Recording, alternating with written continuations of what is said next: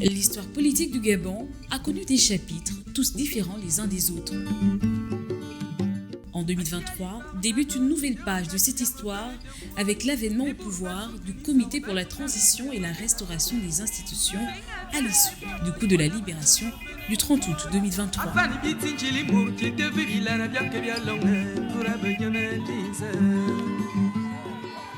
Au nom du peuple gabonais et garant de la protection des institutions, avons décidé de défendre la paix en mettant fin au régime en place. À cet effet, les élections générales du 26 août 2023 ainsi que les résultats tronqués sont annulés. Les frontières sont fermées jusqu'à nouvel ordre. Toutes les institutions de la République sont dissoutes.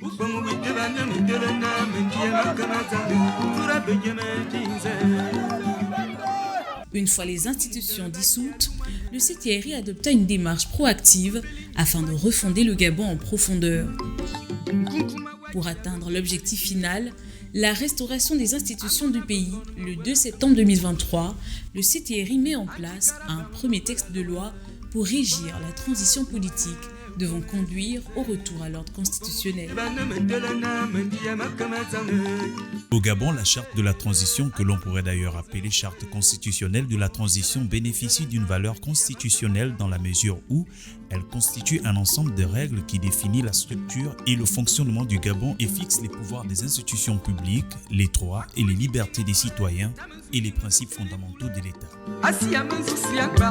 Conformément à l'article 39 de cette charte, le président de la transition gabonaise prend pleinement ses fonctions quelques jours seulement après sa désignation.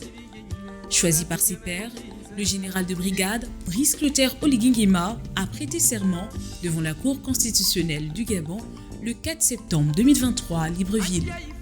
Je m'engage solennellement et sur l'honneur à tout mettre en œuvre pour la réalisation de l'unité nationale. Je le jure. En décembre 2023, le président gabonais Brice Clotaire Oligui Nguema annonce à la télévision nationale une batterie de projets. S'appuyant sur le chronogramme de la transition gabonaise, ce discours annonçait les grandes lignes de ce qui va être l'actualité politique de l'année 2024. L'une des annonces phares du président gabonais de la transition dans cette adresse à la nation est l'organisation à Libreville d'un dialogue national inclusif pour recueillir les aspirations de la population et définir les orientations futures du pays. 14 jours de débat, 12 plénières restreintes et 2 plénières générales auront été nécessaires pour aboutir à plus de 1000 conclusions à l'issue de cette concertation nationale. Ces recommandations ont été consignées dans un rapport général remis au président gabonais de la transition le 30 avril 2024. 2 événements vont marquer les premières semaines du mois de mai 2024. D'abord, la désignation du ministère gabonais de l'Intérieur comme seule entité chargée de l'organisation des scrutins électoraux en République gabonaise. Ensuite, la mise en place de 3 comités chargés d'assurer le respect et la mise en œuvre des résolutions du dialogue national inclusif.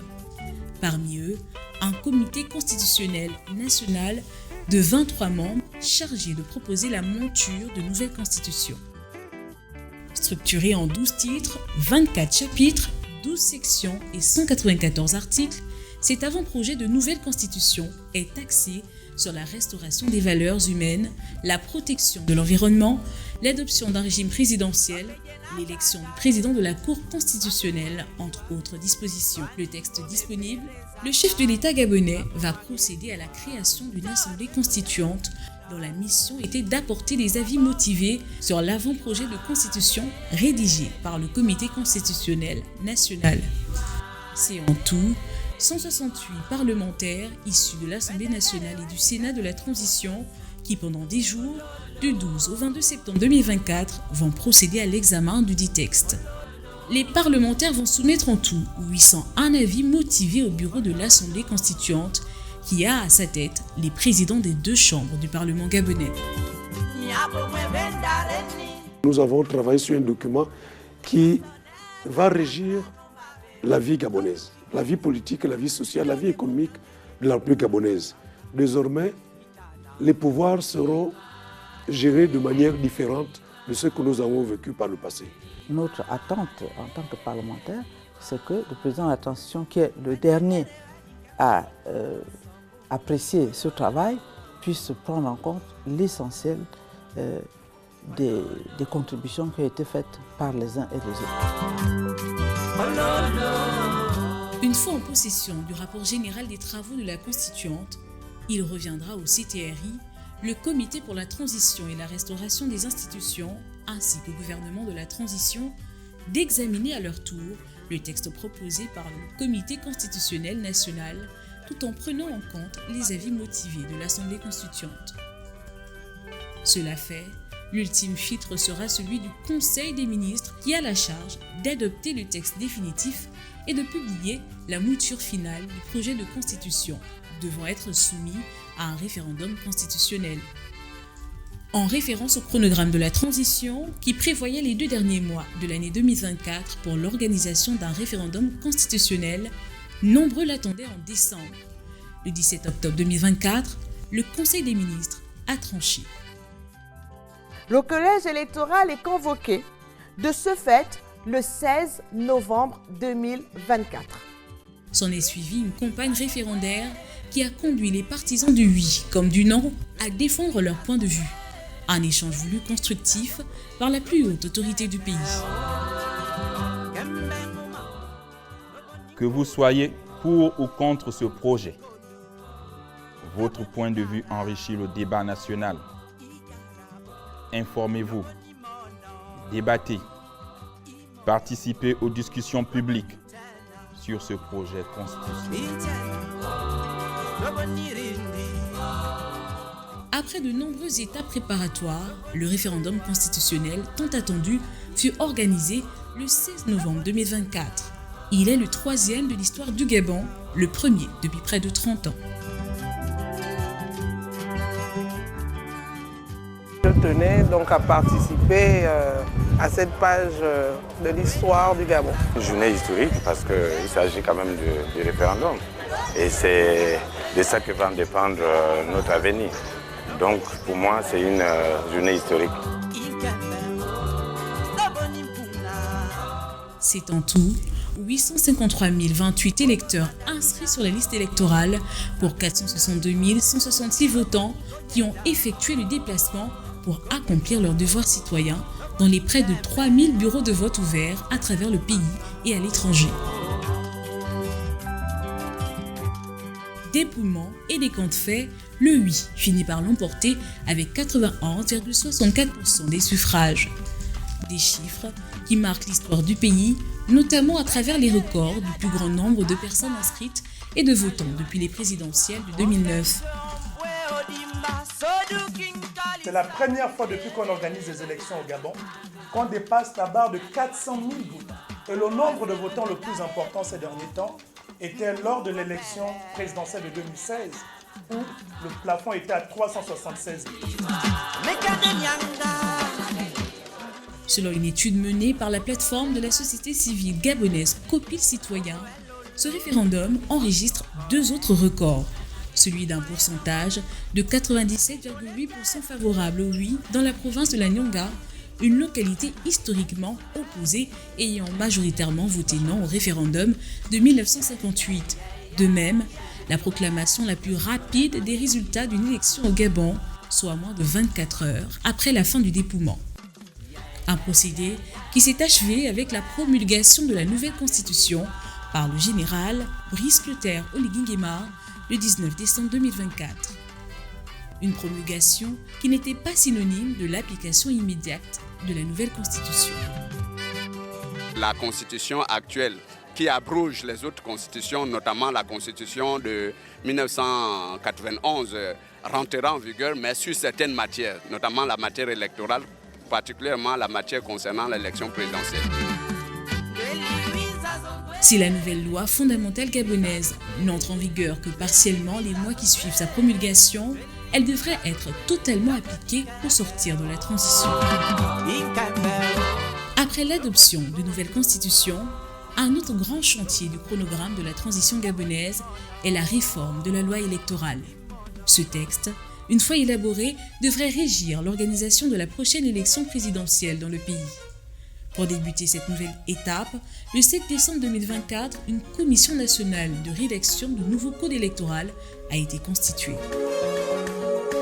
Nous avons prévu dans notre chronogramme de travail un moment de consulter éventuellement quelques personnes ressources présentes sur le territoire national et des personnes dont l'expertise et l'expérience en matière électorale n'est plus à démontrer, quelle que soit la personnalité ou la personne que nous avons sollicitée.